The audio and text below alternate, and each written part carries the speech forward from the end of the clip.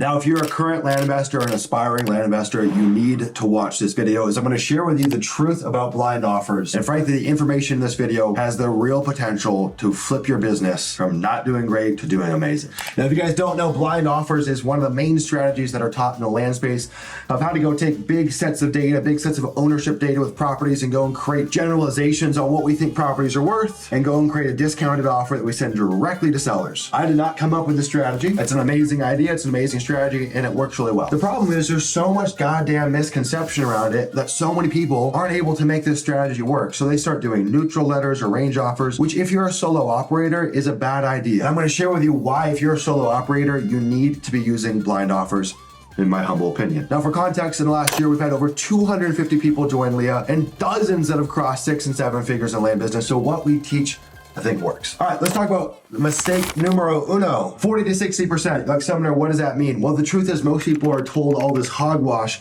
about offering 10%, 20%, 30% what a property is worth, and it really just doesn't work. We've got to be competitive with our offers, and if we're going after what we call mid-market inventory, which is the backbone of our strategy inside of Leah, properties between 25K and 250K, we need to have an offer that's actually reasonable. You're not picking up deals for 10 cents on the dollar very often. Maybe on the lowest spectrum of the market you can, buying $1,000 properties, but I wouldn't recommend it. And in fact, as we go up in market value, as we go up in price, our offer percentage has to get higher, okay?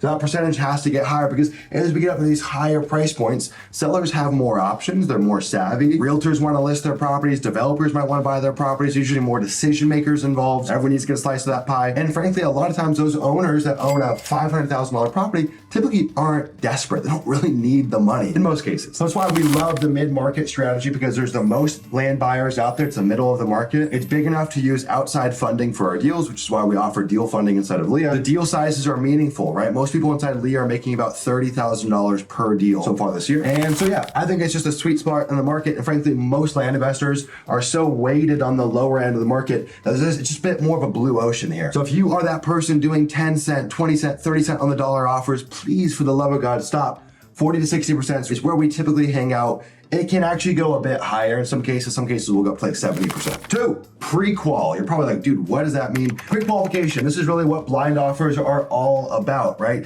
It's not about being pinpoint accurate on every offer we send out for every mailer we do. That's an impossible expectation, and that's where most people are going wrong. They don't understand the real purpose behind blind offers. We don't just send offers just to get signed purchase agreements back and never talk to sellers. It doesn't work like that. I wish it did, but it really doesn't. It happens sometimes, but it's very rare. What we're looking to do is send out an offer that's fair enough to get the seller's attention, so 40% versus 10%. And when we get a lead that reaches out to us, they're pre-qualified because we know that price is a dividing line. So that way you're not having to do deals where you're getting offers sent back to you at $200,000, but the property's worth 50 and you need to offer 25, right? Most of our deals, almost all of our deals will have some renegotiation to them, but we're usually talking about renegotiating by 10, 20, 30%. It's really hard to go take a deal and say, hey, I'm going to offer you 25% of what I initially offered, right? So it's just the dividing line, right? I always say our offer's got to be right enough to get us excited and right enough to get the seller excited. And so that takes all this undue pressure off you, where it's not about being pinpoint accurate. Now, inside of Leah, we still spend a ton of time getting our offers right and quantifying data. And frankly, that's why we built LandInsights.co, is to be able to do that for market selection and pricing. But it's not worth losing sleep over. It's not worth spending weeks to get a mailer out. At the end of the day, this is a direct response business. If we're not marketing, we don't have marketing going out the door, well, we're missing out on opportunity. So I would rather have not perfect mailers, but a high volume, than perfect mailers, but a very low volume. And I'll actually tell you what matters more than accurate pricing in the next step. Okay, so numero tres. Damn, I give away so much free game on these videos. Scrub. Now, scrub to me is actually more important than being overly analytical on your pricing. Now, when I go and export whatever, 10,000 records from DataTree, about 30 to 40% of those properties are garbage, not even worth me spending my marketing dollars on. And the problem is most people still market to those, and their yield from their marketing is not where it needs to be. I did a quick poll inside of Leah. Most people inside of Leah are averaging one deal per 2,500 to 3,500 letters and making about $30,000 on the low end to $50,000 per deal that they do. And it's partially because we're in the right markets. It's partially because their pricing is correct, but it's also because we trim the fat off of our data. We remove the junk. And so I can go save 30 to 40% of my marketing costs just by scrubbing out crummy properties that I don't even want to make an offer in the first place. We had a gentleman named Anthony Reese inside of Leah. He's crazy about his scrubbing. He actually does it all manually himself. He sent 14,000 letters last year and netted over $200,000 from 14,000 letters. And it's because he was such a sniper with what he was sending out. And yeah, he was good at pricing, but this was the needle mover. And so I always think about things in terms of ROAS in our business, right? If I put $1 into our marketing, how much do I get on the back end? Now, most new Leah members are going to be between like 8 to 10x ROAS. Most seasoned Leah members that are past a year are going to be like 10 to 20x ROAS. I think Anthony Reese, that puts him like 23x ROAS. So $1 goes in, 20 bucks come out. Now, if you're like, golly, Sumner, this sounds amazing. How do I do this myself? Go to landinvestor.co/apply. Schedule a call with my team and I. We call it a strategy call. We'll break down our exact strategy, share it with you, and you'll have the option to work with us, or you can take the strategy and run with it on your own. The link's down below, landinvestor.co/apply. And yes, we offer 110% money back guarantee because we believe in what we do. All right, number 4, and this is luck. Blind offers, or really marketing in general, but in particular blind offers, is like a game of slots. It's highly rigged in our favor. We will win over a long enough time horizon, but there's a huge element to luck with blind offers because a lot of what happens with a blind offer is not about us being the only person to reach a seller. That's rarely the case. It's usually about us reaching a seller at the right time with the right offer. You see, we have sellers that get whatever, a dozen offers a month. And maybe those other offers warmed them up to the idea and our offer sealed the deal. And they said, screw it, I'm calling this guy Sumner. There's a ton of luck in terms of blind offers, in terms of just the timing of things. And so you can have mailers that flop and then you remail it and it actually works pretty well.